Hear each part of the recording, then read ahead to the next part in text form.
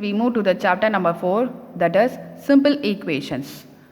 Okay, so here an equation is a condition on a variable. Okay, see the following equations, that is 4x plus 5 is equal to 65 and 10y is minus 20 is equal to 50. In this, x and y are the variables. Okay, the variables are denoted in the small alphabets. That is, see here, a variable takes on different numerical values. Its value is not a fixed variable or denoted usually by letters of the alphabets such as x, y, z, l, m, n, p, etc. Okay, here the expressions are formed by the performing operations, right? There are 4 operations are there. That is addition, subtraction, multiplication and division on the variables.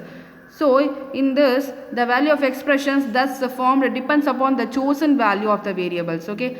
So, suppose if we take x is equal to 1, x is equal to 0, x is equal to 14, whatever it is, in that we are going to substitute in this equations and we get the whether the LHS is equal to the RHS.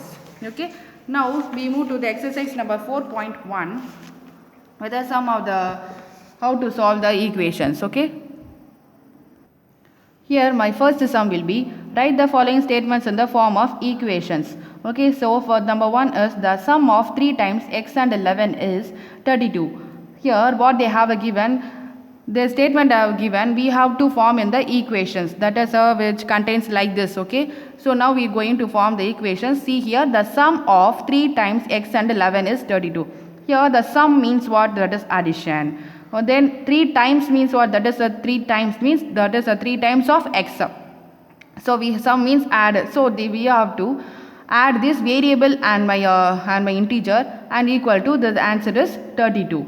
So I will be able to write it as 3 times x, that is, see here, 3 times x is, that is 3x. We can be write it as a 3x. Next, the sum of 3x and 11 is 3x plus 11. Okay, therefore I will write the sum is 32. So what's the equation? The equation is, that is 3x plus 11 is equal to 32. So this is a solution for my first subdivision. So 3 times of x is 3x and sum of 3x and 11 is, sum means what? That is addition. So we have to add this 3x and 11. The sum is, the answer should be 32. So I will form a equation 3x plus 11 is equal to 32. Next we will see 1/4 of m is 3 more than 7. So what is this? 1/4 of m is 3 more than 7. So for the second solution is 1/4 of m. Okay, so 1/4 of n can be written as is m by 4. Okay, so it is greater than 7 by 3. That is what they have given. 1/4 of m is 3 more than 7. 3 more than 7 can be written as, that is, m by 4 minus 7 is greater than the 3. So it is greater than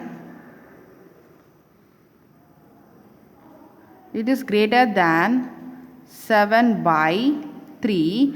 So this means the difference, that is the difference is m by 4 minus 7, that is equal to 3. I will write, that is m by 4 minus 7 is equal to 3.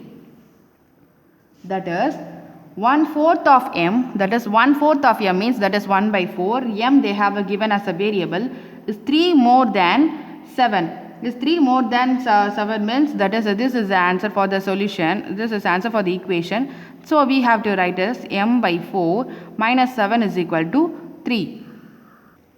Here solve the following equations. Okay, so we are going to solve this following equations, that is this equation which consists of a constants and my variable as s as given. So how to write this? That is given 3s plus 12 is equal to 0.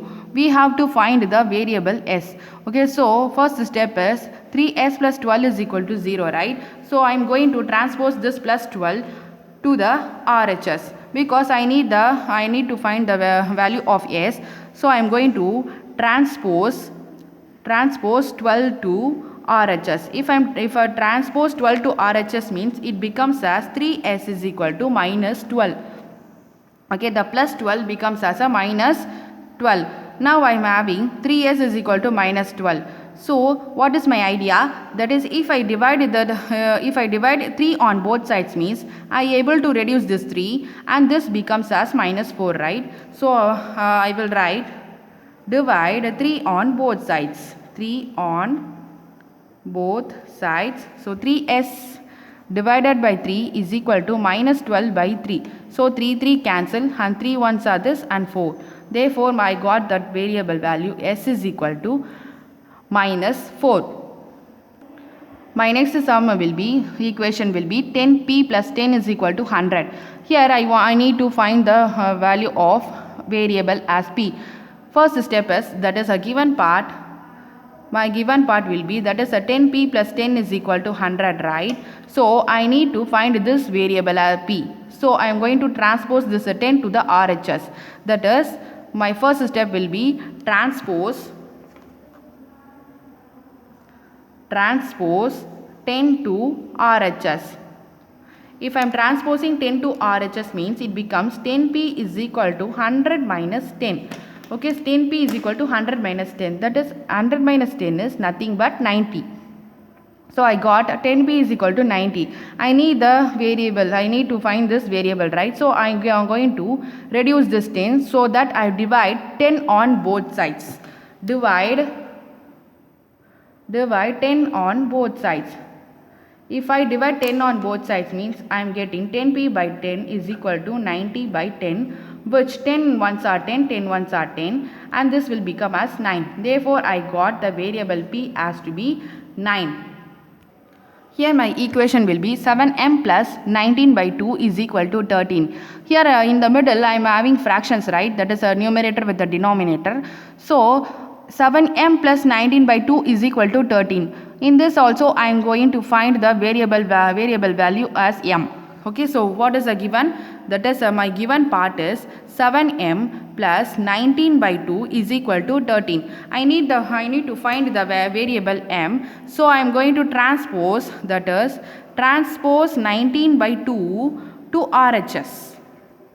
Okay, if I am transposing 19 by 2 to RHS means what will become? That is a 13 minus 19 by 2. 7m is equal to 13 minus 19 by 2. Here I need to subtract the whole number minus the fraction.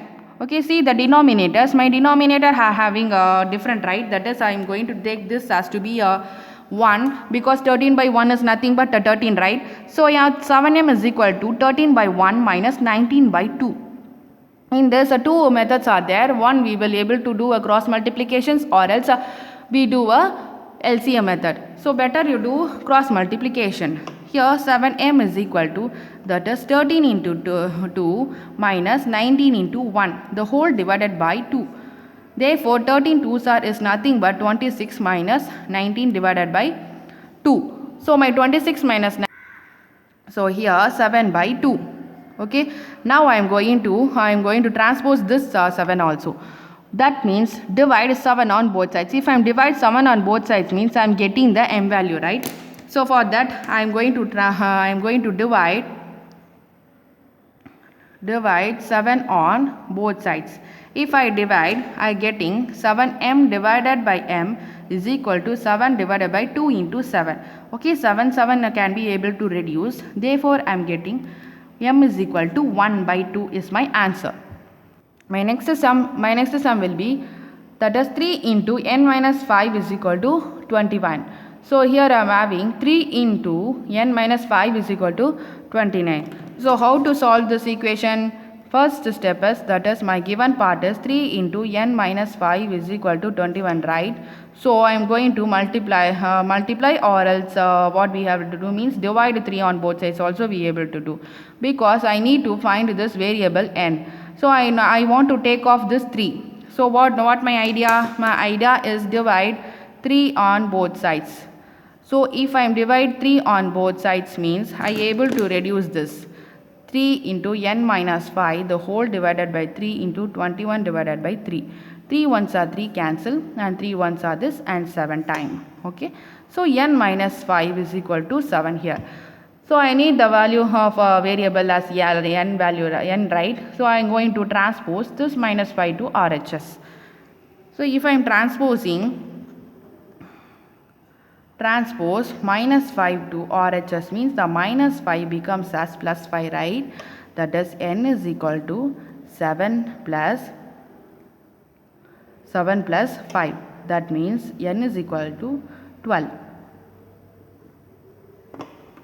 Clear? Next sum will be, that is 4 plus 5 into p minus 1 is equal to 34. Here also I am going to find the value of the variable. So 4 plus 5 into p minus 4 is equal to 34 can be written as, that is 4 plus 5 into p minus 34. So the first step will be, see my 4 is, I want to take off this 4, okay. So we need to subtract my 4 on both sides or else transpose 4 to RHS. Now I am going to do transpose, that is transpose 4 to RHS. If I am transposing 4 to RHS, it will become plus 4 become as minus 4. Okay, so the 34 minus 4 is nothing but 30. So here I am getting 5 into p minus 1 is equal to 30. I need to find the variable p, right? So for that I am going to divide 5 on both sides. Divide 5 on both sides. If I divide 5 on both sides means I am getting 5 can be reduced. 5 ones are 5, 5 6 are 30. So p minus 1 is equal to 6. So p minus 1 is equal to 6, right? So here also I am going to transpose this minus 1 to RHS. That is transpose minus 1 to RHS. If I am transposing means I am getting that p is equal to 6 plus 1, which p is equal to my 7. Clear? Next we move to the chapter number 5, that is lines and angles. In that we are going to learn about what are the complementary angles, supplementary angles, linear pair, adjacent angles, and the transversal corresponding angles, alternate angles, vertically opposite angles, and so on. Okay, so each one by one we are going to learn. So first of all, already you have learned about the ray, line segment, point, this and all in your earlier classes itself you have learned. Now we move to that complementary angle definition.